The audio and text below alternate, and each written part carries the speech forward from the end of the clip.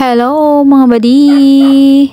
For today's video ay magtatanim pala tayo guys ng talong. Yan, prepare ko na ang aking lagayan ng talong kasi wala akong seedling tray.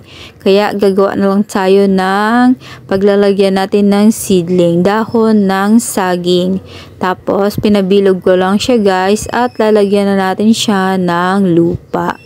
Yang lupa guys is halo-halo yan. May coconut husk at topsoil.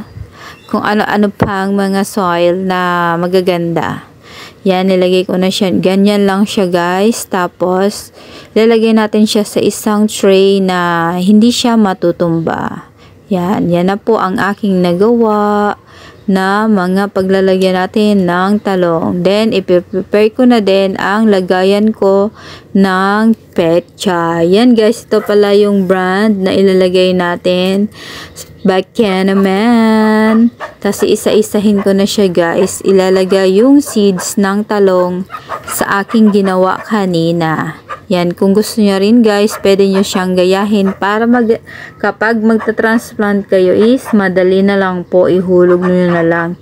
Hindi na maapektuhan yung roots at hindi na din magagalaw kasi isasama nyo na pati yung dahon ng saging na ilulubog sa lupa kapag transplant nyo na. Yan guys, isa-isahin lang natin siyang ilalagay dyan guys ng para lahat malagyan. By the way, nilalagyan ko siya ng 2 seeds per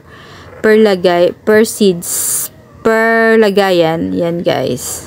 Sorry naman.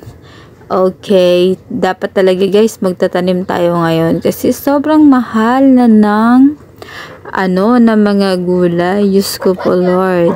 Kaya dapat magtanim tayo para meron tayong